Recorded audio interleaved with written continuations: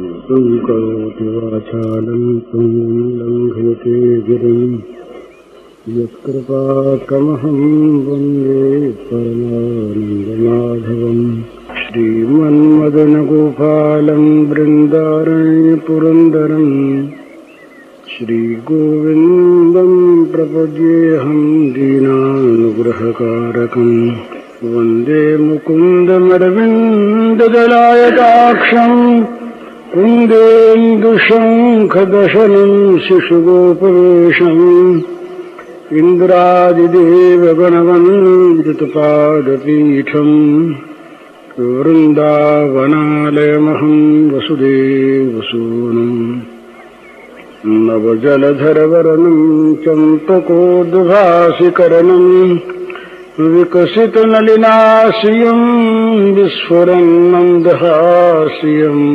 कनकरुचिदुकूलं चारुबर्हावचूलम् कमपि निखिलसारं नौमि गोपीकुमारम् वंशीविभूषितकरान्नवनीरदाभात् पीताम्बरादनुनबिम्बफलाधरोष्ठात् पूर्णेन्दुसुन्दरमुखादरविन्दनेत्रात् कृष्णात् परं किमपि तत्त्वमहं न जाने। प्रातः काल के कुछ पन्ने मेरे पास हैं और अभी एक लंबा पन्ना और आया है। इनमें प्रधानतया भगवत कृपा के संबंध में ही कुछ कहने की बात है। भगवत कृपा के संबंध में रात्रि के समय कुछ थोड़ी बातें हुई थी। भगवत कृपा का एक भाई स्वरूप पूछते हैं। तो भगवत कृपा का कोई खास स्वरूप नहीं है। भगवत कृपा नित्य निरंतर सभी प्राणियों पर सदा है ही। ये एक सिद्धांत है कि भगवान का स्वरूप ही कृपामय है तुलसी परतीत एक प्रभु मूर्ति कृपामयी है।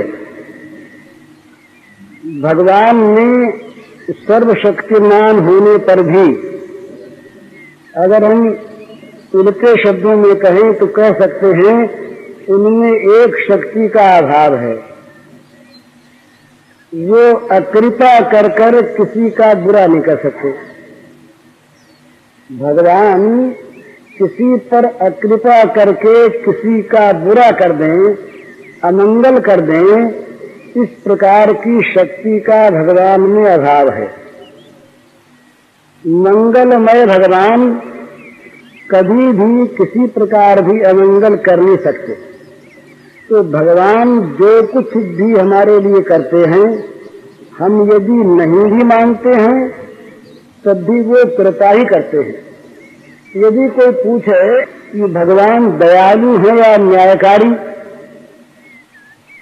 तो इसके उत्तर में यही कहना होगा कि उनके न्याय में भी कृपा भरी है। उनका जो न्याय है वो भी कृपा से खाली नहीं है, कृपा से बना है।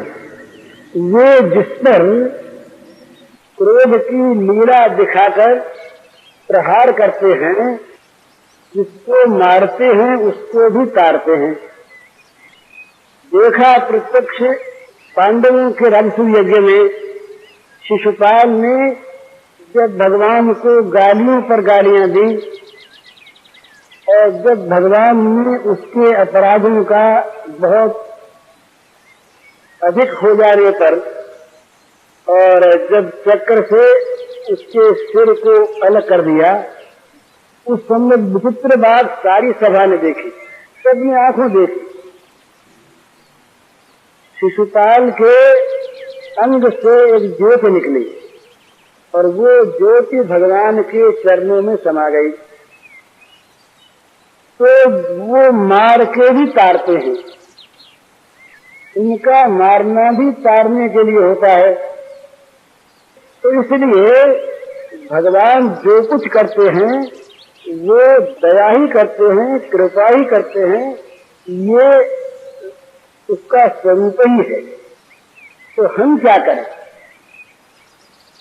हम ये करें कि उनकी कृपा पर विश्वास करें।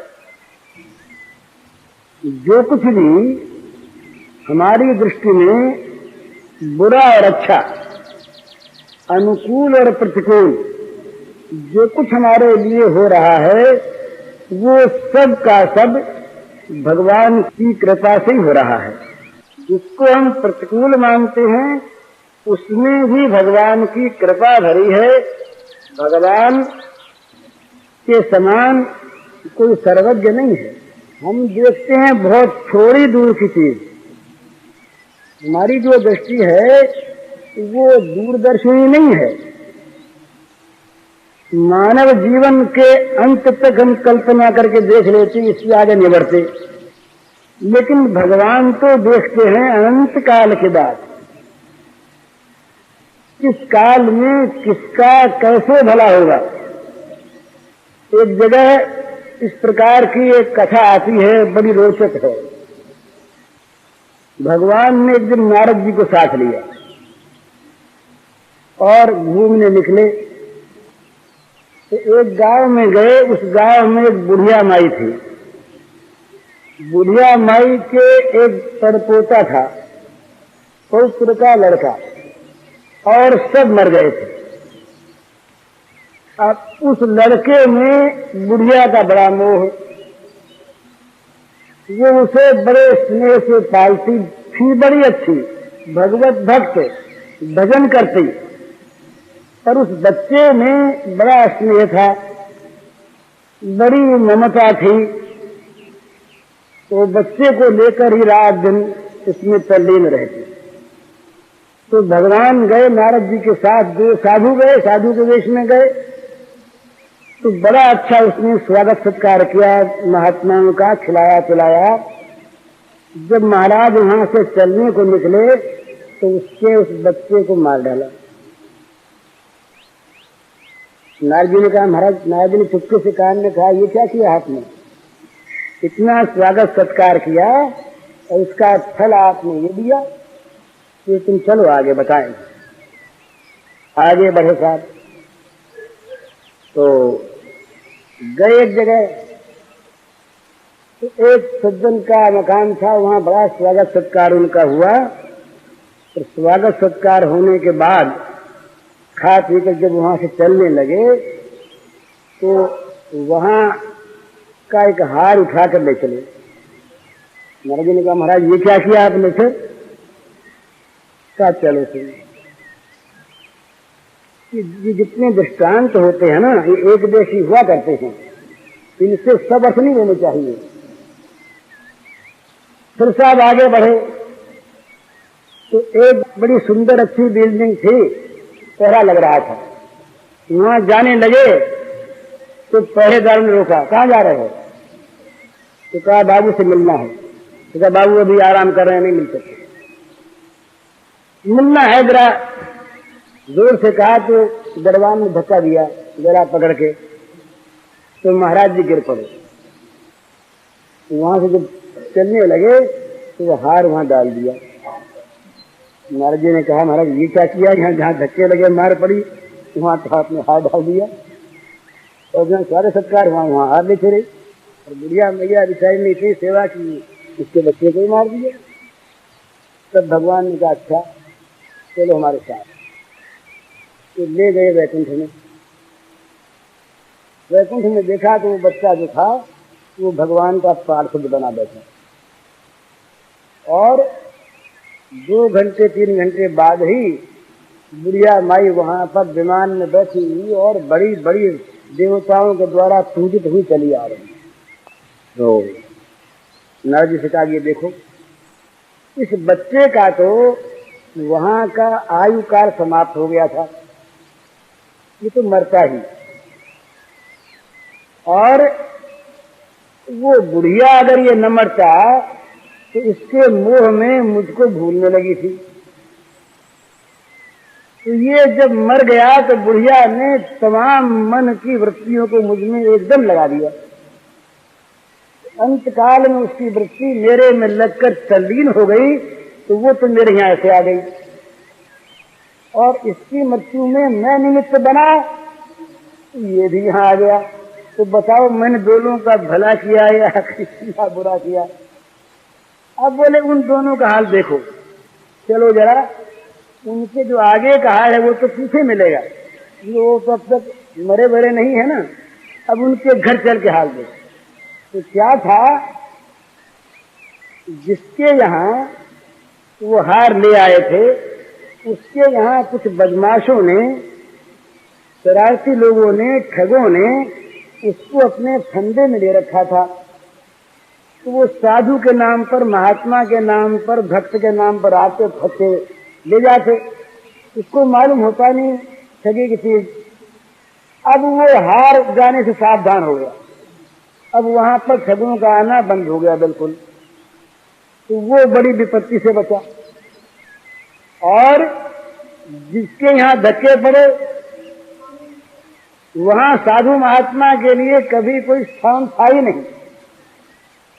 तो दरबार ने जाकर के हार ले जाकर बाबू को दिया कि यह हार है। तो कहा कहाँ से आया? तो कहा एक दो साधु आए थे और वो ऊपर आपसे मिलना चाहते थे। तो बोले तुमने तो निकाल दिया ना? बोले हाँ, उसी वक्त निकाल दिया धक्का दे करके। तो बोले हार कहाँ से आया? बोले हार वो डाल गए। अरे बोल तो तुमको लाना चाहिए था। अब बोले कोई साधु महात्मा आया करे उसको हमारे पास ले आया करो, उनका सत्कार करेंगे। तो यहाँ सब समागम हो गया। अब बताओ हमने भला किया या बुरा किया? तो ये दृष्टांत है, ये लंबा चलता है, पर कहने की बात यह है कि हम देखते हैं बहुत नजदीक की चीज, भाई बच्चा मर गया तो बड़ा दुख है। बच्चे के लिए हम क्यों रोते हैं? हमारी बच्चे में ममता थी इसलिए रोते हैं। तो बच्चे बहुत मरते हैं, अड़ोस पड़ोस में मरते हैं, गांव में मरते हैं, देश में मरते हैं, न मालूम कितने बच्चे मरते हैं। पर जिस बच्चे में हमारा ममत्व है, हमारी ममता जहां पर है वहां रोते तो रुलाती है, वो ममता बच्चा नहीं रुलाता। और हम उसमें ये भूल जाते हैं कि मरकर जाने वाले बच्चे का कल्याण हुआ या अकल्याण, ये कहाँ जा रहा, कहीं जा रहा है। लाला बलदेव सिंह जी ने तो ये सुनी हुई बात है कि जब जवान लड़का मरने लगा तो उसके पास बैठ करके उसको समाचार देने लगे कि वहां जाके ये कहना। ऐसी घटनाएं और भी होती हैं। तो बच्चा मरता है, ये कहाँ जाता है, क्यों जाता है, इसको भगवान जानते, हम नहीं जानते। हम तो देखते हैं मर गया, पांचों पांडव मर गए। उसके बाद ये देखा कि भाई अर्जुन कहाँ गया, क्या हुआ, तो युधिष्ठिर महाराज ने पता लगाया। तो पता लगाते लगाते हुए पहुंचे दिव्य लोक में। वहां जाकर के देखा कि भगवान स्वयं शरीरधारी वहां विराजमान है और भगवान के आयुध और भगवान के आभूषण शरीर धारण किए हुए सेवा कर रहे हैं और उन्हीं में अर्जुन है। तो यहां तो अर्जुन मरा, तो अर्जुन मर के गया कहां? तो इसलिए जो कुछ भी यहाँ पर भला बुरा हमको प्राप्त होता है उसमें भगवान हमारा मंगल करते हैं। उस मंगल को हम समझते नहीं, भगवान जानते हैं। इसलिए प्रत्येक फल भोग में भगवान की दया का अनुभव करना चाहिए। ये कृपा के अनुभव करने का एक रूप। स्वरूप क्या है कि अपना पुरुषार्थ, अपना बल, ये जब तक भगवत कृपा से अलग है तब तक वो विनाशी बल है और वो बल हमारे अंदर अभिमान पैदा करने वाला है। मनुष्य सफलता में अभिमान किया करता है, मैंने ये काम किया और मैं सफल हो गया, मैंने धन कमा लिया, मैंने राज्य प्राप्त कर लिया, मैंने अधिकार प्राप्त कर लिया, मैंने अमुक काम कर लिया। जब जब मनुष्य को सफलता मिलती है तब तक वो भगवान को भूलकर अहंकार की पूजा करता है। वो उसमें जो बल आता है काम करने का वो भगवान से आता है, और भगवान की शक्ति से ही बुद्धि आती है ठीक, और उस बुद्धि से ही वो ठीक काम करता है, और उस बुद्धि से काम करने पर ही सफलता मिलती है। परंतु वो भगवान की कृपा को भूल जाता है। तो क्या होता है, अपने बल का घमंड करके वो लगता है काम में, सफल होता है, घमंड बढ़ता है। तो जब बल चुक जाता है, हिरण्यकशिपु का बल चुक गया, रावण का चुक गया, बड़े बड़े लोगों का चुक गया। जब बल समाप्त हुआ फिर वही भगवान की याद आती कि महाराज अब तो बल आप दो। फिर बल कहाँ से आवे? तो भाई कहने की बात यह है कि असली बात, सच्ची बात तो यह है कि जो कुछ भी हम कर सकते हैं वो भगवान की कृपा के बल से करते हैं। न कोई माने तो भाई जब तक बल है तब तक करते रहे, फिर तो उधर देखना ही पड़ेगा, क्योंकि वो शक्ति का केंद्र वहां है। वो जहां से बिजली का पावर आता है वो पावर हाउस एक है, वहां से अगर शक्ति ना आवे तो चाहे बल्ब लगा रहे उसमें रोशनी होगी नहीं। तो शक्ति वहां से आती है, तो भगवान की कृपा के बिना कुछ होता नहीं। इसलिए अपने बल का भरोसा छोड़कर, अपने बल का विश्वास छोड़कर, अपने पौरुष का, अपने पुरुषार्थ का गर्व छोड़कर अपने आप को भगवान की कृपा पर निर्भर कर दे। एक और बात है, कोई आदमी अगर ये समझे कि हम तो भगवान की कृपा पर निर्भर हो गए, अब भगवान जब मिलेंगे तब मिल ही जाएंगे, प्रेम प्राप्त होगा तब हो ही जाएगा, उसके लिए हम व्याकुल क्यों हों? और व्याकुल यदि हम होते हैं तो निर्भरता कैसी? तो सच पूछिए तो व्याकुलता में और निर्भरता में कोई विरोध नहीं है। भगवान के लिए जो व्याकुल है उसके पास अपना बल नहीं है। अपना बल होता तो अपनी व्याकुलता को मिटाता किसी बल से। तो जो व्याकुल भगवान पर होगा, भगवान के लिए होगा, वो भगवान पर ही निर्भर होगा, उसके पास और कोई उपाय नहीं है। और जो निर्भर होगा भगवान पर कि भगवान की प्राप्ति भगवान की कृपा से ही होगी, वो भगवान की प्राप्ति के लिए निराश होकर नहीं बैठेगा, वो व्याकुल हो जाएगा। तो इससे एक बात समझ लेने की है कि जिसको भगवान की पर निर्भरता है वो आलसी नहीं है, वो साधनहीन नहीं है, वो कुछ साधन को छोड़ बैठा हो। जिसको भगवान की कृपा पर विश्वास है वो हाथ पर हाथ रख के बैठ गया, ये बात नहीं है।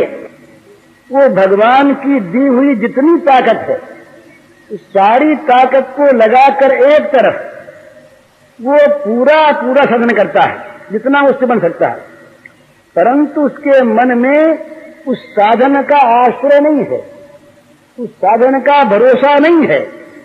वो साधन भी आता है कृपा से ही, तो साधन बनता भी है कृपा से ही, तो साधन में सिद्धि भी होती है कृपा से ही।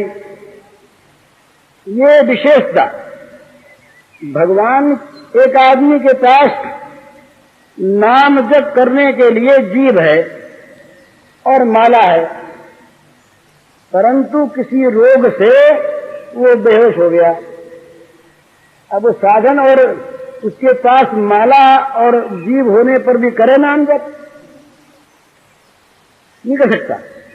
तो वो साधन भी आता है कृपा से, उस साधन का उपयोग भी होता है कृपा से, तो साधन का फल भी मिलता है कृपा से। तो वो तीनों प्रकार से भगवान की कृपा का आश्रय करता है। जो कुछ भी उसको साधन प्राप्त है वो कृपा से प्राप्त हुआ, और साधन का उपयोग कर सकता है वो कृपा से। साधन तो है और बुद्धि बिगड़ गई, अब मंदिर भी घर में बना हुआ है, भगवान की पूजा भी है, गीता जी की पुस्तक भी घर में है, रामायण भी है, उपदेश करने वाले संत महात्मा भी है, पर बुद्धि गई बिगड़। और साधन का प्रयोग कौन करे? साधन सामग्री तो सारी अपने पास है, तो साधन सामग्री भी भगवान की कृपा से मिलती है, तो साधन सामग्री का प्रयोग भी भगवान की कृपा से होता है। और साधन में जो विघ्न नहीं आता, ये भी भगवान की कृपा से नहीं आता। और साधन का जो फल मिलता है, वो भी भगवान की कृपा से मिलता है। तो जो कृपा का आश्रय है, वो आलसी नहीं है, वो प्रमादी नहीं है, वो साधनहीन नहीं है, वो हाथ पर हाथ धरकर बैठा नहीं है, वो भगवान पर आश्रय करने के बहाने वो सो नहीं रहा है, वो प्रमाद करके बुरे मार्ग पर नहीं जा रहा है।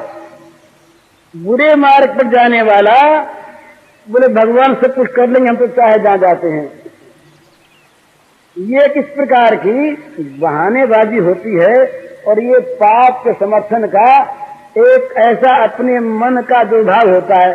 हमारे पास अभी कुछ दिनों पहले एक पत्र आया, उसने लिखा कि वृंदावन में हम रहते हैं और धाम में रहते हैं, तो धाम में रहकर हम पाप करें, विचार करें, झूठ बोलें, इसमें कुछ भी आपत्ति नहीं, क्योंकि धाम में जो रहते हैं, धाम में रहने से सब कुछ अपने आप ठीक हो जाएगा।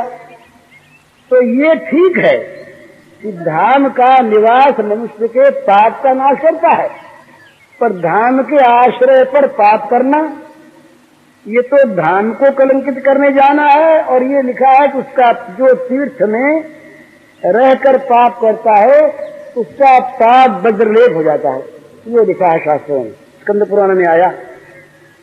तो इस प्रकार से यदि कोई ये कहे कि हमने तो भगवान की कृपा का आश्रय ले लिया, अब वो कृपा हमें चोरी में भी सफलता देगी, वो कृपा हम किसी को लूटेंगे उसमें भी हमारी सहायता करेगी, वो कृपा हम दुराचार करेंगे उसमें भी हमारी सहायता देगी, और वो कृपा हम कुछ भी काम न करके और दिन भर सोएंगे तब भी सहायता देगी। तो ये सब जो है, ये तो वास्तव में वस्तु का दुरुपयोग है। भगवत कृपा का जो आश्रय है वो पापी नहीं होता, भगवत कृपा से पाप कट जाता है, इसमें कोई संदेह नहीं, पर भगवत कृपा के आश्रय से पाप नहीं होता। भगवत कृपा के आश्रय से मनुष्य में अभिमान नहीं आता, आलस्य नहीं आता, प्रमाद नहीं आता, कर्तव्य का त्याग नहीं आता, और दुराचार तो आता ही नहीं।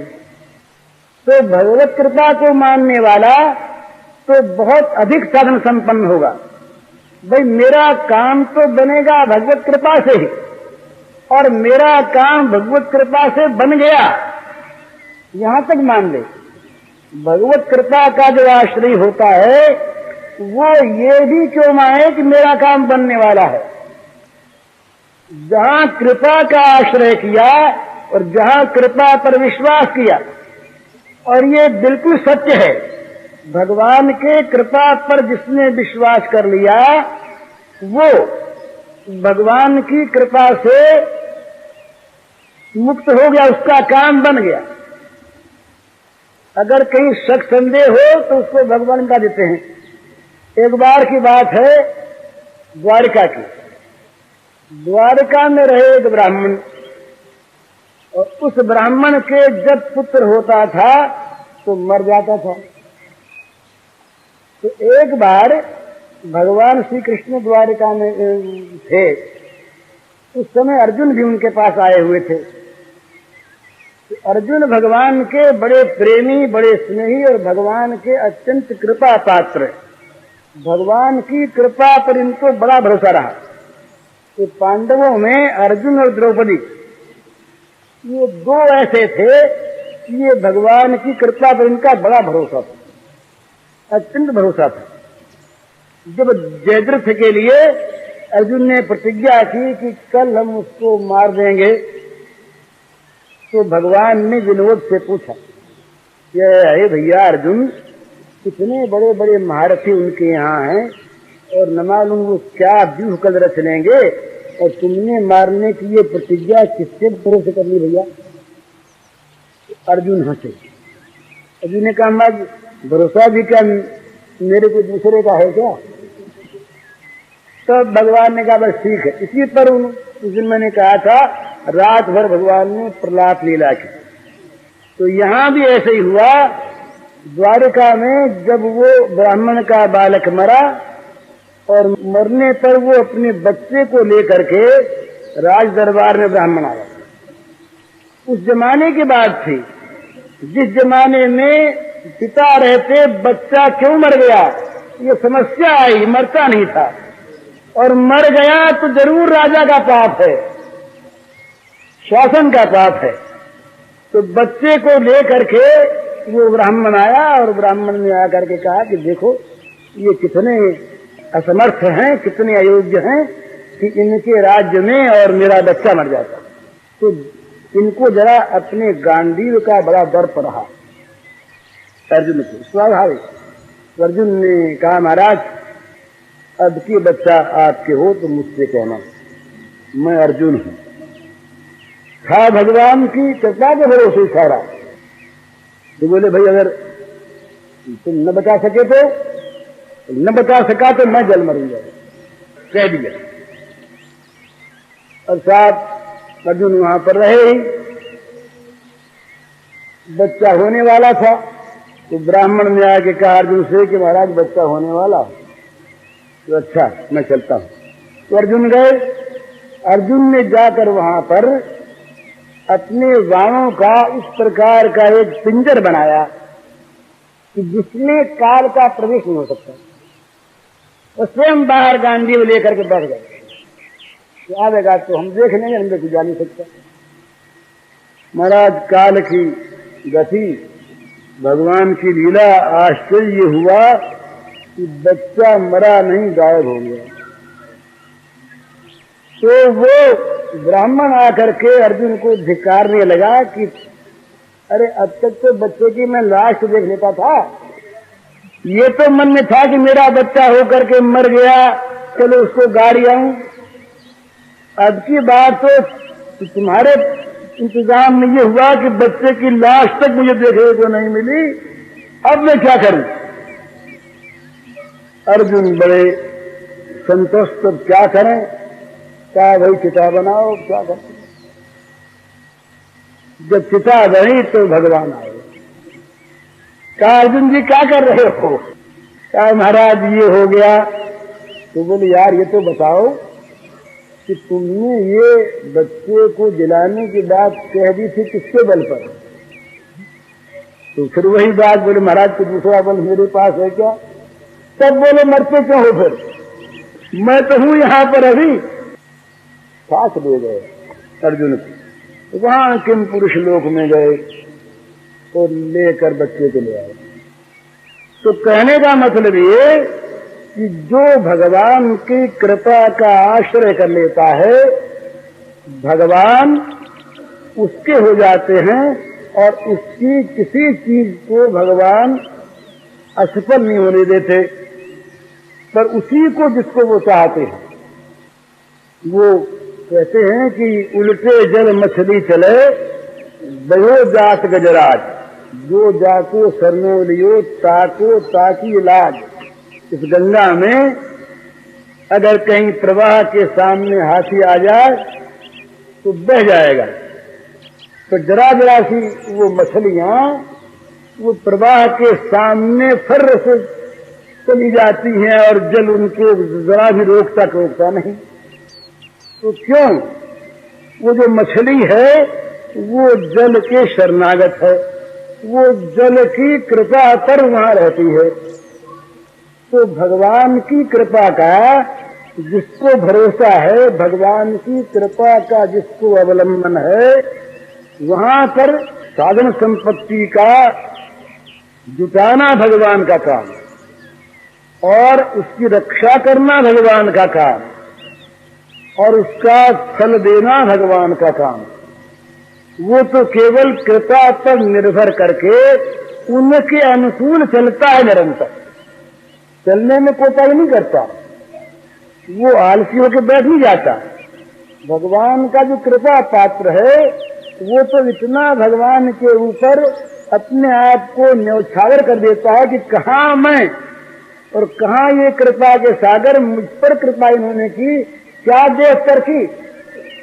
और सचमुच एक बात है भला कि ये भगवान देख कर कृपा नहीं क्या करते, लेकिन देख कर कृपा करने लगे तो हम लोगों को कोई ठिकाना लगे ही नहीं। अपनी बात में कहता हूँ कि भगवान देख कर कृपा करते मुझ पर तो न मालूम कहाँ कहाँ किस किस नरक में जाना पड़ता। पर भगवान जो हैं ये पूर्व का इतिहास नहीं देखते, भगवान भूतकाल नहीं देखते, ये याद रखिएगा। हमारे पूर्व जीवन में हमने क्या किया है इसको भगवान देखते ही नहीं। ये हिसाब किताब भगवान के न्याय में नहीं है, ये हिसाब होती है, सच्ची बात है। भगवान की जो कृपा होती है तो ये जगत का जितना न्याय है ये कहीं रह जाता है। लोग देखते हैं कि अब तक ये ऐसा था, अब ऐसा कैसे हो गया, तो भगवान की कृपा से हो गया। कि कृपा ने कुछ सोचा नहीं कि ये क्या था, इसको हम क्या कर रहे हैं। कृपा अगर सोचना जानती होती तो वो कृपा होती ही नहीं। कृपा सोचना जानती नहीं, कृपा तो अपना काम करना जानती है, उसका काम यही है। उसका काम ये पहले क्या था, कैसा था, ये जरा भी कृपा नहीं देखती। कृपा देखती है केवल वर्तमान के उसके मन को, वो कृपा पर विश्वास करता है या नहीं, कृपा पर उसका भरोसा है या नहीं, इतनी ही बात कृपा देखती है। और ये देख करके जब कृपा लगती है उसके विघ्नों का नाश करने में, तो कृपा लगती है उसको संभालने में, और कृपा लगती है उसको भगवान के पास पहुंचाने में, तो फिर विलंब का काम क्या। जहां भगवान की कृपा ने ये देखा कि इसके विघ्न मिट जाए, मिट गए, इतनी देर लगती है। वहां तो सत्य संकल्प है। तो भगवान जब कृपा दृष्टि करके भीष्म से बोले कि भीष्म जी महाराज आप सुनाओ। भीष्म बोले महाराज आप सुनाओ। बोले नहीं अब तो सुनना आपसे है। तो कहा महाराज सुनाऊं कैसे, मेरे तो रोम रोम में पीड़ा हो रही है। भीष्म का शरीर इस प्रकार दाने से युद्ध हुआ था कि 2 अंगुल जगह तो नहीं बची थी, ऐसा महाभारत में था। तो तमाम रोम रोम में बाण बिधे हुए भीष्म ने कहा महाराज अपार यंत्रणा है, बोला नहीं जाता। महाराज ने जरा कृपा की आंख से देखा, कृपा की आंख से देखा, ये देखा और देखते ही सारी पीड़ा नष्ट हो गई। ये बहुत मामूली बात है। भगवान की कृपा की आंख से देखने पर शरीर की पीड़ा नष्ट हो जाए, ये कोई बहुत बड़ी चीज नहीं है। उनकी कृपा तो जिस तरफ झांक लेती है उस तरफ भगवान उसके बन जाते हैं। कृपा भगवान को जितनी जल्दी लाती है कोई साधन नहीं लाता। जितने साधन हैं उस सारे के सारे साधन किसी न किसी प्रकार की सूची रखते हैं, किसी आवश्यकता को बीच में रखते हैं। तो जो भगवान की कृपा है ये बस ऐसी है कि भगवान को पकड़ लाती है और भगवान के पास उसको ले जाती है और कैसी जबरदस्ती गोद में बैठाना पड़ेगा। कृपा नहीं ताकत है। श्रीमद् भागवत के टीका में सनातन गोस्वामी ने ये लिखा है कि भगवान की कृपा शक्ति की तुलना इस शक्ति से होती नहीं। कृपा शक्ति जहां अपना काम करने लगती है वहां भगवान की सारी शक्तियां उसके साथ होकर उस कृपा की सहायता में लग जाती है। तो भगवान की कृपा जो ऐसी है वो फिर क्यों ही मिलती। क्या भगवान की कृपा में वैषम्य है, एक को मिले एक को नहीं, बोलना ऐसी बात नहीं। ऊर्जम सर्वभूतानां, तो फिर क्यों नहीं मिलती, इसीलिए नहीं मिलती कि उस पर विश्वास नहीं करते। कृपा पर विश्वास करो तो कृपा मिली हुई है, कृपा पर विश्वास न करो तब भी कृपा तो है ही। पर कृपा का जो सुंदर सुंदर अनुभव है वो हमें नहीं हो रहा है।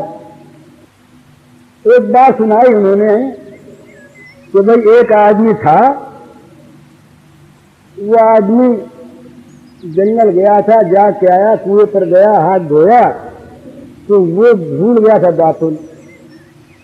किसी ने नाक दातुन दे दिया उसी समय, तो वो नाक थी। देखो ना कितना ख्याल करते हैं, मामूली मामूली बात का दत्वन में भूल गया तो पहुंचा दिया। अब वो दत्वन की बात छोटी थी तो उसने उस कृपा को समझ लिया, तो समझ में आ गई कृपा, अब वो तो निहाल हो गया। इसी प्रकार से ऐसी घटनाएं हमारे जीवन में न मालूम कितनी होती हैं, अनायास। उन घटनाओं को देख देख कर अगर हम उसमें भगवान की कृपा को देखें, जोड़ें, तो बस भगवान की कृपा का पद पद पर पल पल में दर्शन होगा। कितनी बार अपने जीवन, सत्य जीवन में ऐसी बातें आती हैं और उसको हम उस जगह लेते नहीं,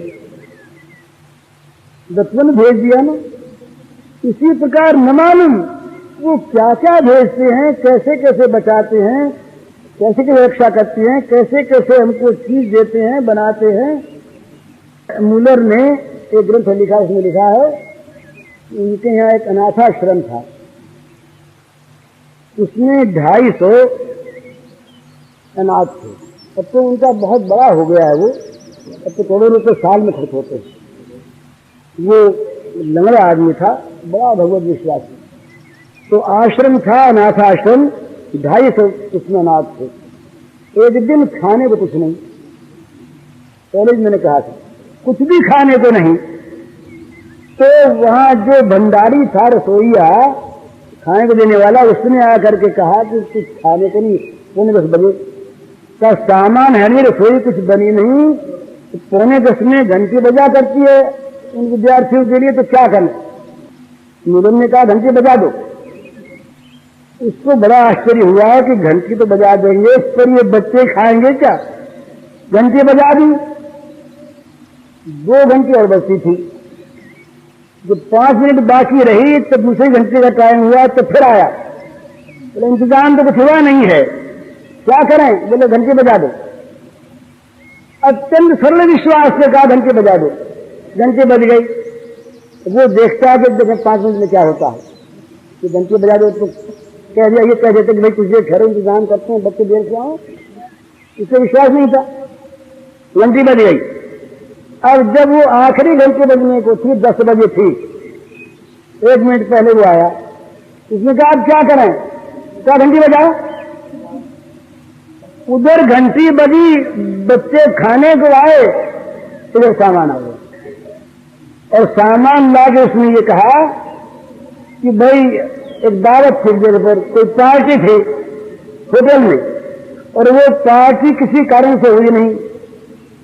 तो हमारे मालिक ने ये कहा कि अभी ले जाओ 10 से पहले पहले, तो बच्चों में काम आ जाए। तो हम बड़े दौड़े आए वहां से, सामान दे दे जिसमें काम आ जाए। अब पंक्ति बैठी और खाने की तरफ दिया गया। अब ये कैसे आया। उन्होंने ऐसी घटनाएं अपने जीवन की बहुत लिखी हैं। अंग्रेज है मूलर, तो ये मसले नहीं, ये तो अभी हुए, तो बहुत घटनाएं लिखी हैं। तो भी ये वो तो 10 बजे, वहां कई घंटे पहले सामान बना होगा, अब नहीं बना सामान। सामान कई घंटे पहले बना, अब तो ठीक समय पर आ गया। तो भगवान की कृपा पर जिसका विश्वास होता है, भगवान अपने आप उसको देखते हैं। और अगर नहीं आना होता तो प्रयत्न करने पर नहीं आएगा, विघ्न हो जाएगा, आया हुआ नष्ट हो जाएगा, मिला हुआ मिट जाएगा। तो दोनों में ही भगवान की कृपा काम करती है। इसलिए जो भगवान की कृपा पर विश्वास करते हैं वो 3 बात मानते हैं कि मेरे पास जो कुछ है साधन संसार का या परमार्थ का, वो भगवान की कृपा से मिला है, और मैं इस साधन के द्वारा जो कुछ कर रहा हूं वो भगवान की कृपा से कर रहा हूं, और इसका जो कुछ भी फल मिलने वाला है या नहीं मिलने वाला है वो भगवान की कृपा से होगा। तो साधन में कृपा, साधन के उपयोग में कृपा और साधन के फल में कृपा, इस प्रकार निरंतर वो इस कृपा को देखता है। और कृपा को देखता हुआ करता क्या है? निरंतर उस कृपालु के अनुकूल काम करता है। ये स्वाभाविक है, जिसके हम आश्रित हैं, जिसने हम पर इतनी कृपा की, हम फिर क्या करेंगे? हम तो अपने जीवन को उसके अनुगत बना देंगे। जिस प्रकार वो चाहता है, जैसे जीवन को चाहता है, जो कराना चाहता हम ध्यान में रखेंगे कि हमारी कोई चीज ऐसे कृपालु स्वामी के विपरीत न हो जाए।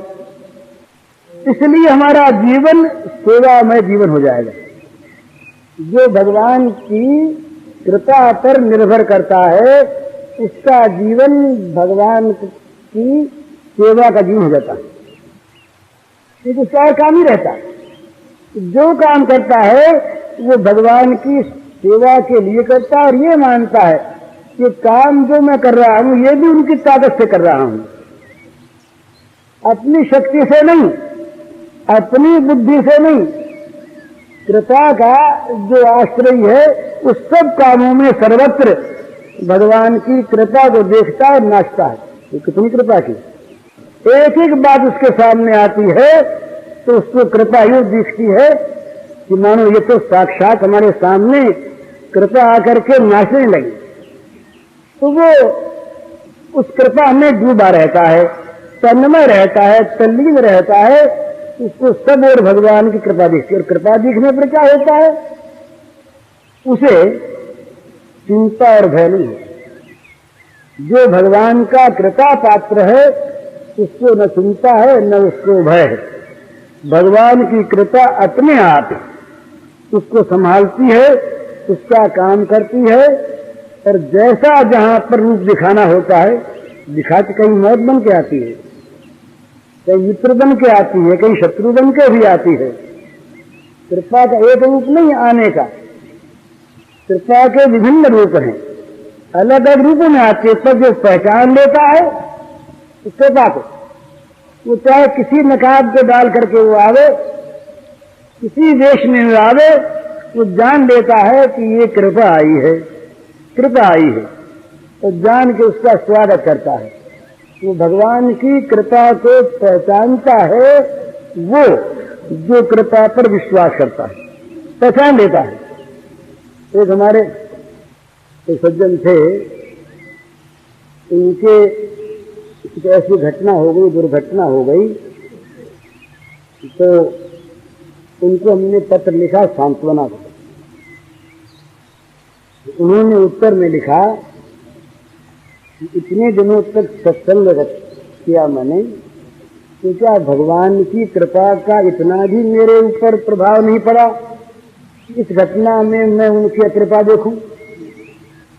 बड़ी बुरी घटना थी, उनके जामाता का देहांत हो गया था, जवान लड़का था। भगवान की अकृपा देखी, भगवान ने यहां भी कृपा ही की। तो ये तब पता लगता है जब प्रतिकूलता आती है। अनुकूलता में तुम सभी कह देते हैं भगवान की बड़ी कृपा है, पर जब प्रतिकूलता आती है, जब दुख आता है, जब विपत्ति आती है, जब संकट आता है, उस समय यदि हृदय भगवान की कृपा को उसमें देखता है और कृपा को देखकर प्रसन्न होता है, तब माना जाता है कि भगवान की कृपा में उसका विश्वास है। मुझे याद नहीं है कौन लड़की थी, मुझे बनारस में एक लड़की मिली थी कोई 10-12 वर्ष पहले। उस लड़की को की बातों से मैं चकित हो गया। छोटी उम्र की लड़की थी, शायद रंगून से या कहां से आई थी, और उसके पति का देहांत हो गया था साल भर पहले। उसने इस सारी चीजों को भगवान की कृपा में घटा लिया।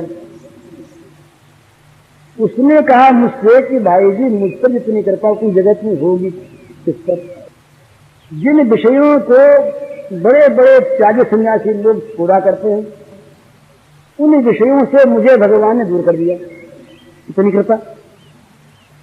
मैं इन बच्चे वालियों को देखता हूं, ये बच्चों के लिए कितनी त्रस्त रहती हैं, रोती हैं, दुखी रहती हैं, आज बीमार हो गया, आज वो हो गया, आज वो हो गया, और मैं जो कितने स्वतंत्र हूं, मैं कितनी सुखी हूं।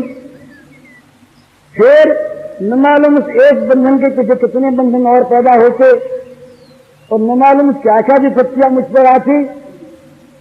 और मैं अगर वैसी होती तो मेरे मन में न मालूम बहनों की शोक, कपड़ों की शोक पैदा हो जाती, और वो मुझे न मिलते तो मुझे कितना दुख होता। उसने कोई 15-20 मिनट तक वो मुझे समझाती रही, इस तरह से कि मानो उसके लिए तो सारी सुख की सामग्री भगवान ने इकट्ठी करके भेज दी, और उस पर इतनी कृपा हुई जिसका पार नहीं। अब वो अगर रोती तो उसका वैद्य भी तो मिलता नहीं, वो अगर दुखी होकर कराती तो उसकी स्थिति वही रहती, किसी को गाली देती, किसी का विरोध करती तो पाप पल्ले बनता। और उसने उस सारी घटना को इस प्रकार से घटा लिया भगवान की कृपा में। ये कृपा से ही ऐसा हुआ। इसी प्रकार ये सच्ची बात है, जब बलि के धन का हरण हुआ, बलि के राज्य को भगवान ने ले लिया, स्वर्ग के राज्य को, मामूली बात नहीं। उस समय ये प्रसंग आया कि ये बलि पर भगवान ने कृपा की। अगर कृपा न करते तो क्या होता पता नहीं, इसका घमंड कितना बढ़ जाता, और ये भगवान को तो भूलता ही जगत को कितना दुख देने वाला बन जाता। बड़ी कृपा। तो ये समझे, जब कोई वस्तु मिले तब ये समझे भगवान ने बड़ी कृपा की, मुझ पर इतना विश्वास किया कि सेवा के लिए मुझे वस्तु सौंपी। पुत्र घर में आवे, पुत्र पैदा हो, धन हो, संपत्ति आवे, तो ये समझे भगवान की इतनी कृपा माने कि देखो ना, मुझ पर कितना विश्वास कर लिया भगवान ने कि अपनी चीज को मुझे सेवा के लिए सौंप दिया। कितना मेरा सौभाग्य। ये पुत्र, ये वस्तु, ये तो सब उन्हीं की है ना, मुझे सौंपा है सेवा के लिए। तो भाई बड़ा विश्वास किया और बड़ा काम मेरे जिम्मे कर दिया। अब तो मैं उनको प्रसन्न करूं, उनकी सेवा करके तभी मेरे जीवन की खा सकता है। तुरंत कृपा समझे। और अगर उनमें से किसी को भगवान ले ले तो बड़ी कृपा समझे कि भाई भगवान ने समझा कि कहीं फंस जाएगा, इसलिए मुझे बचाने के लिए भगवान ने कृपा की है। वो बड़े कृपालु हैं। इस प्रकार से हरेक घटना को भगवान की कृपा के साथ जोड़ दे, और जो विश्वासी होता है उसकी जुड़ी जाती है। तो जुड़ने के साथ ही क्या होगा? सुख होगा। कितना सुख होगा भगवान की कृपा के साथ जोड़ लेने पर। और वस्तु के जाने का दुख नहीं होगा, और वस्तु के पाने का अभिमान नहीं होगा। ये वस्तु मैंने प्राप्त की, अभिमान नहीं होगा। वस्तु पर ममता नहीं होगी, ममता नहीं, आसक्ति नहीं होगी। वो नहीं होगी तो बंधन नहीं होगा, और फिर उसके बिछुड़ने पर कोई दुख नहीं होगा। तो मिलने पर भगवान की कृपा माने इस रूप में कि बस ये भगवान की बड़ी कृपा है, इतनी वस्तु में सेवा के लिए सौंप दी, अब मजे में काम करो। तो वो घर में रहकर महाराज बिना माया फेरे हुए और अपने बच्चों को पालता हुआ वो दिन भर भगवान की पूजा करता है। अगर ये भाव है तो दिन भर घर का प्रत्येक काम भगवान की पूजा, झाड़ू देने से लेकर जितना काम, वो सब का सब भगवत पूजा, क्योंकि वो भगवान की पूजा के लिए घर में रहता है। घर भगवान का मंदिर, जितने घर के मेंबर्स वो सारे के सारे भगवान के स्वरूप, जितनी वस्तुएं वो सारी की सारी भगवान की सामग्री। हम क्या हैं? उन वस्तुओं को संभालने वाले, सेवा करने वाले, ईमानदारी के साथ सेवा करें, अपना माने नहीं। न उस घर के नफे में हमारा हक है, और न उस घर की संपत्ति पर हमारा स्वामित्व है, और न उस घर के तमाम मेंबरों से हमारा कोई ममत्व का संबंध है। मानो सभी राम के नाते, बस भगवान के नाते से इनका नाता है, नहीं कोई नाता नहीं, नाता कोई है ही नहीं।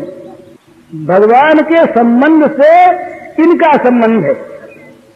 तो कहते हैं या जग में जह लगिया तनु की प्रीति प्रतीत सगाई, तो सब तुलसीदास प्रभु ही सो सिमित यत ठाई। कभी इस जगत में, इस शरीर की जहां जहां प्रीति है, जहां जहां प्रतीति विश्वास है, और जहां जहां अपनेपन का संबंध है, आत्मीयता है, वो सारा का सारा सब जगह से सिमट कर एक भगवान में आ जाए। तो सारी वस्तुओं का संबंध, वस्तुओं के सेवन का संबंध, ये जब भगवान से हो गया तो भगवान की कृपा से भगवान ने अपनी वस्तु दी, भगवान ने अपनी कृपा से इनकी सेवा संभाल का काम सौंपा, भगवान ने अपनी कृपा से इनकी सेवा करने की शक्ति भी दी। शक्ति न होती सेवा करते कहां से? अब ईमानदारी भगवान ने दी कि ईमानदारी से अपना न मानते हुए, ममत्व न करते हुए, आसक्ति न करते हुए, भगवान की चीज भगवान के लिए, भगवान की दी हुई शक्ति से हमारे द्वारा सेवित होती रहे बस। और जब चली जाए चीज तो बहुत आनंद। अरे हमने तो मतलब उन भगवान से है ना। तो सोचिए किसी व्यापारी के दुकान की 20 जगह ब्रांचेज हैं, शाखाएं हैं, और सब में अलग अलग मुनीम हैं, मैनेजर हैं। भाई यहां रुपए की लागत नहीं है और उस दुकान में लागत है। इस दुकान पर हुंडी करके उस दुकान में रुपया भिजवा दिया तो हुंडी शिकारने में मुनीम रहेगा क्या? दोनों दुकान मालिक की, दसों दुकान मालिक की, मालिक का रुपया रहेगा मालिक की दुकान में, हुंडी की मालिक ने तो तुरंत हम न करेंगे तो मालिक की इज्जत पर बच्चा लगेगा। भाई ये क्या है, नहीं कहीं बेईमान तो नहीं हो गया, रुपया कहां चला गया, क्यों हुंडी नहीं से करी? तो चीज जाएगी मालिक के यहां और है मालिक की, तो बड़ी प्रसन्नता के साथ वो हुंडी स्वीकार देगा, रुपये वहां भेज देगा। इसी प्रकार से जब वस्तु जाए तब समझे कि भगवान ने बड़ी कृपा की, मुझे बड़ा ईमानदार माना। वो देख रहे हैं कि रुकिए कहीं अपना तो ईमान है उसने, ईमानदारी की परीक्षा कर रहे हैं कि क्या बात है। जब हमारे कोई दुख आता, संकट आता, जो वस्तु जाती है, इस समय अगर हम उसको रखना चाहते हैं या किसी चीज पर हम अपनी ममता करना चाहते हैं, अपनी मानना चाहते हैं, तो भगवान कहते हैं बेईमान हो गया। ये हमारी थी, तुम्हें यदि सेवा के लिए, संभाल के लिए तुम मालिक बन बैठे, तुम मालिक तो रहेगा नहीं, वो चीज छिन जाएगी और बेईमानी का केस चलेगा उस पर, चीज रहेगी नहीं उस पर। और अपनी माना उसने तो छोड़ते हुए दुख होगा और बेईमानी का केस चलेगा, उसको दंड होगा। तो भगवान कभी कभी तो परीक्षा के लिए चीजों को लेते हैं और कभी कभी उसका ट्रांसफर करने के लिए तो अच्छी जगह ट्रांसफर करते हैं, तो चीजों को ले लेते हैं कि तुम्हें अब इससे अच्छा काम सौंपेंगे। अरे कहीं कोई आदमी कहीं पर नियुक्त है, उसको किसी अच्छे काम पर दे देंगे, कोई ऊंचे काम पर, तो क्या रहे, बड़ी अच्छी बात है। तो इसी प्रकार से प्राप्ति में और विनाश में, वियोग में और संयोग में, मिलने में और बिछुड़ने में, जन्म में और मृत्यु में, दोनों में भगवान की समान कृपा का अनुभव करे, वो भगवत विश्वासी है। जो भगवान का, उसको फिर कभी दुख क्यों होगा? वो तो जहां तक मालिक बना बैठा है ना, वहीं तक रोता है। जहां मालिक भगवान को सौंपी